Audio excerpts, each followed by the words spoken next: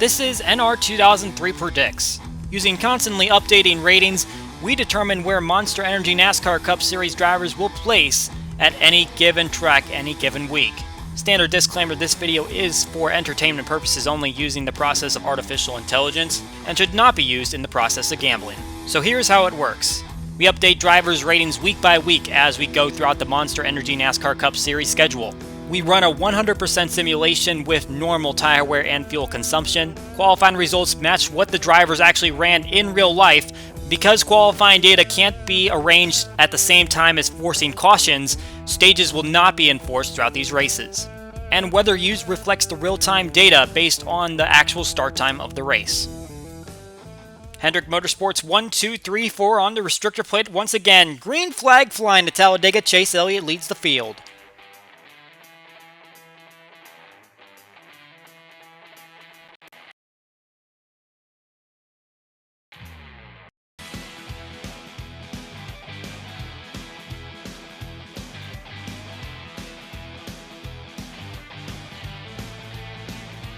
Couple cars getting shuffled out of line. They are 3 wide in some places in the field. Everyone's still in a pack. Tight situation there for all the Hendrick cars. Chase Elliott's still out in front right now, but here comes Aric Almirola to the inside as he's going to make a big push. And the 10 car going to go to the lead with some help from a manufactured teammate, Ryan Blaney. Seems like these manufacturers are going to get into it pretty quickly and try to get themselves up to the lead. Now Ryan Blaney going down to the inside. He might be able to lead this lap, but Chase Elliott on the high outside has no help. Looks like the 12 car is going to lead this first lap. Saw Aric Almirola. He's the most recent winner of this race. Got the victory 1 year ago. His second career win, and his first with SHR. Hasn't been to victory lane since. Trying to see if he can repeat that magic for him. Brad Keselowski, a 5-time winner here, the winningest active driver in the field today. Got his first career win back in 2009 here, but hasn't won here in 2 years. In the fall of 2017, that was his last victory at this racetrack, and now in the middle of the pack, trying to see if he can work his way up the field. Joey Logano, his teammate, obviously Penske and Ford doing really well at this racetrack. He won in April of 2018, broke a pretty sizable winless streak at that time. Now trying to work his way up to the front. Jimmie Johnson has a few wins here himself, but he's in the back of the field right now. His last victory here came in 2011, so he is really trying to find some speed here today, hoping that he can work his way up back through the field. Clint Bowyer has 2 victories here. He won 2 October races in a row, also another 2011 winner. Now he's caught up in an accident as a squeeze in the middle of the field. Joey Gase going around, and a couple cars slowed up, but it looks like Clint Bowyer was involved in that one. Up into the wall. Let's take a look at this one. 5 wide in the middle of the corner. Alex Bowman also taking a squeeze. Ricky Stenhouse Jr. was a part of that one. Landon Castle. And Joey Gase ultimately got the worst of it as he went for a spin, but I gotta believe there's some damage to some of those playoff competitors, Bowman and Bowyer.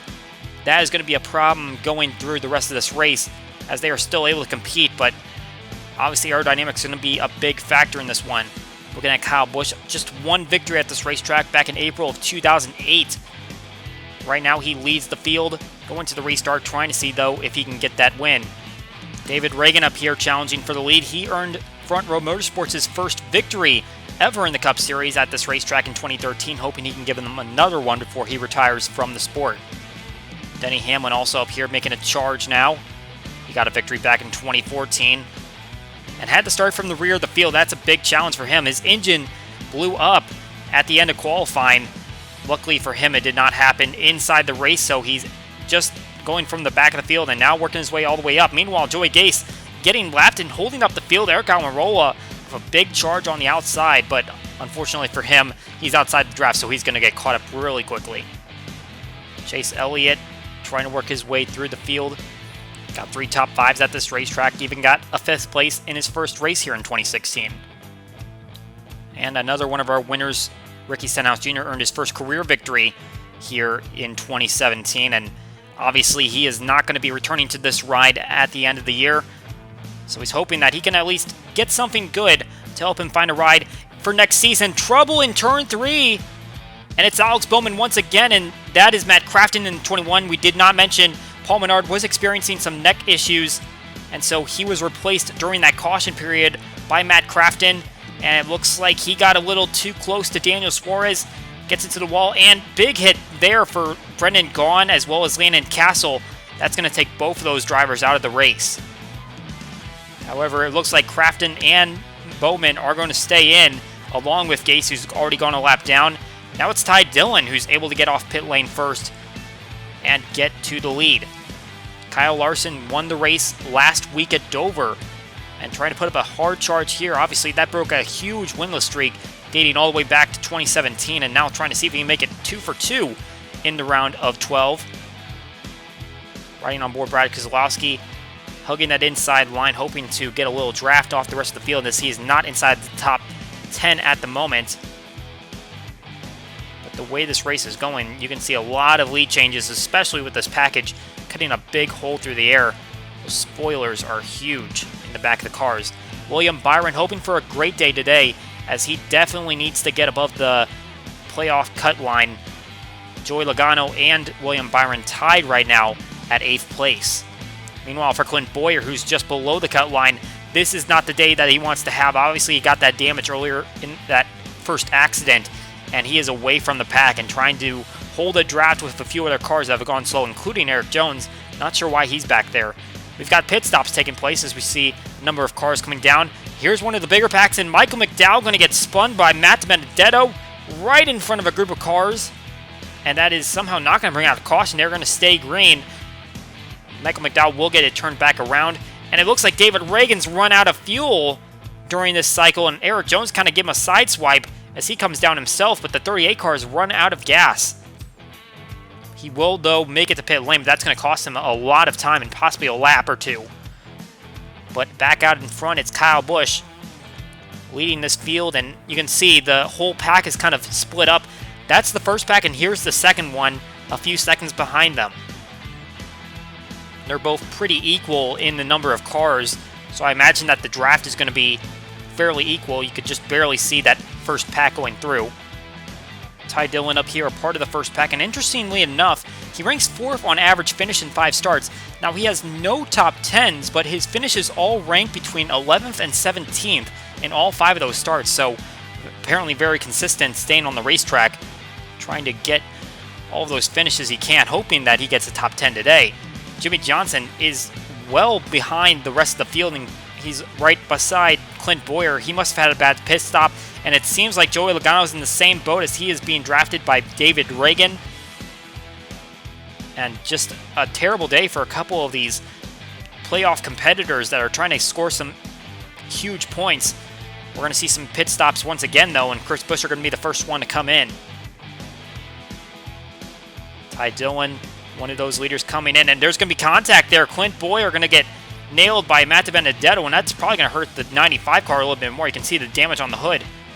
And a little bit more of a problem with another one of the playoff competitors. Brad Keselowski can't get into a stall as Ross Chastain's coming out, and that is going to stall the 2 car on pit lane and hold him back for several laps. That is huge for the 2 car, and especially for that Penske dominance. Meanwhile, after that round of pit stops, it looks like things are pretty much the same in terms of the pack size. Clint Boyer has been lapped now by the 41 car, and now the rest of the pack trying to get around him and keep him a lap down, but the 14 is going to be putting up a fight. Now we got a few more cars about to go a lap down, including Logano and Johnson. They're in a 4-wide situation there, but Larson and Dillon and the rest of these lead lap cars are about to go to their inside. Here comes another pit stop for Kyle Larson and Daniel Suarez. They'll lead a few more cars down, and as they come back out, it looks like it's going to be both those cars out in front that will be kind of freight trained by those cars behind them, as they aren't in the biggest draft right now. Looks like they're trying to get around Daniel Hemrick, who seems like he was having a solid run earlier, but is about to go a lap down, and there's a caution coming out, and it's for debris. No crash here, but there is going to be a caution. That's going to bunch up the field once again, even though there's going to be a few cars that end up a lap down, and it's Kurt Busch that gets off the pit lane first. So the 1 car going to be out in front. Going to try to see what he can do out in front of this field. But it looks like the 19 of Martin Truex Jr. is going to find his way to the front eventually. It's Ryan Newman putting the draft on him. Former Daytona 500 champion. Hoping he's going to be able to get around the 19 soon. and look for a victory here at Talladega, which he does not have so far in his career. And contact in the middle of turn 3, and there's two more playoff competitors. Kyle Busch and Kevin Harvick going for a spin off of the turn 3 wall. They kind of all looked like they stacked up right there. Jimmy Johnson and Eric Almirola also involved. Now we'll go back to green, and now it's Ricky Stenhouse Jr. that's out in front. He's got a victory here and at Daytona. Kind of established himself as a restrictor plate racer. Now he's kind of caught on the outside line as Daniel Suarez now going up toward the lead, trying to put Joey Logano a lap down as he's just trying to hang on to the tail end of the lead lap. And there's going to be some contact right here. Matt Tifft gets into Kevin Harvick, and then he slides into the inside wall and cuts across the racetrack, and he's going to get nailed by Eric Almirola, his teammate. Man, oh man, Kevin Harvick, he was not on the lead lap at that time. Eric Almirola was, though, although he is out of the playoffs, so in terms of his point situation, wasn't going to hurt his chances at winning the championship because he's out of that contention right now. But for Kevin Harvick, that just made his day a lot worse. We'll get back to the restart with Eric Jones, who was well back in the field early in the race, and now he's out in front, but now kind of in this pack again. Kyle Busch, though, he is a lap down, which is very strange to see. He was leading this race earlier on, but now he's a lap down, just trying to hold on to this pack. We've got Denny Hamlin out in front, the winner of this year's Daytona 500. There's been 3 different restrictor plate winners so far this season. Hamlin, Chase Elliott, and Justin Haley at Daytona in July. Trying to see if we're going to get a 4th here, and Daniel Suarez trying to make his case, but Chase Elliott also up here, staying in the lead group and trying to push himself into the next round. A win for any of these playoff drivers is going to be an advancement into the round of 8. As you can see, Joey Gase once again becoming lap traffic, and the 9 car going to get out in front. How about a great run for the JTG Doherty Racing Team? 37 and 47 out in front now, 1 and 2, as they cut to the inside of Chase Elliott, and now they're now working together as Ryan Preece wants to go to the lead. And there's going to be a pit stop here. Kurt Busch coming down the pit lane. Wasn't thinking about the pit window, but they might have not been able to stretch their fuel the entire way. And you can see there's so many cars coming on pit lane now, a lot of leaders, and Jimmy Johnson's going to run out of gas. He is slow in the middle of turns 3 and 4, and that is going to push him down a couple of laps. Here comes Hamlin. He's going to come down for some service. It looks like everyone has to get down here before the race ends, as it seems like there wasn't enough gas to go into the tank before this one was over. Now as they come off pit lane, Denny Hamlin looking off his back, but he has no draft help. He's going to see all these cars behind him catch back up. And now at this point, there is about 4 drivers that could win this one, Hamlin being one of them. But the other 3 are Chris Buescher, Ty Dillon, and Corey LaJoie. You've got a couple of laps cars in this mix as well, Ross Chastain, Joey Logano, and Daniel Hemrick. But right now, Corey LaJoie is going to the inside of Hamlin, and he's about to take the lead in this race. And Ty Dillon following him. Denny Hamlin falling back to 3rd place. Chris Buescher a few car lengths behind him. We're coming to the white flag here, and Corey LaJoie holding the lead. Denny Hamlin looking to the outside, but that is not going to work out for him as he is now 3 wide. The laps cars are getting in the way. Now Hamlin's going to have to find a way to the low side, but he's going to have to drop in behind Ty Dillon and go to 4th. Corey LaJoie has barely come close to a victory in his career in the Cup Series. But right now, he is leading this group. You can see all the packs behind him. They're not going to be able to catch these guys. Here comes Chris Buescher to the inside. 37 car trying to make a push. He got a victory at Pocono. Rain-shortened race, and that was able to get him his first career victory. But right here, he could win at Talladega. Ross Chastain to the inside. Ty Dillon dropping in behind him. Coming through the tri-oval. Who's going to get it? 37 car on the outside is going to take the checkered flag over Ty Dillon by half a car length. Career win number 2 for Chris Buescher. He is going to Roush Fenway Racing next season. He is replacing Ricky Stenhouse Jr. in the 17 car. We know Stenhouse is a pretty good restrictor plate racer. Maybe Chris Buescher inherits that role now, as he is going to be on the top step of the podium. over Ty Dillon. Corey LaJoie, Denny Hamlin ends up in 4th place. Ryan Preece in 5th. That makes both JTG Doherty racing cars in the top 5. Ricky Stenhouse Jr. ends up in the 6th position. And you got the playoff driver, William Byron, there in 7th. A couple of former playoff drivers there rounding out the top 10. And Chase Elliott just outside, as well as Kyle Larson, but he is obviously not racing for points anymore, besides some extra playoff points. Ryan Blaney gets into the 15th spot. Didn't make much of an impact today. Joey Logano just falls a lap down, as well as Kyle Busch. Surprised to see him in 21st.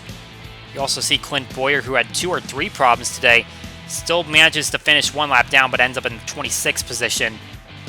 See Paul Menard's name. It was actually Matt Crafton that was in the race most of the time, but Menard does get the points.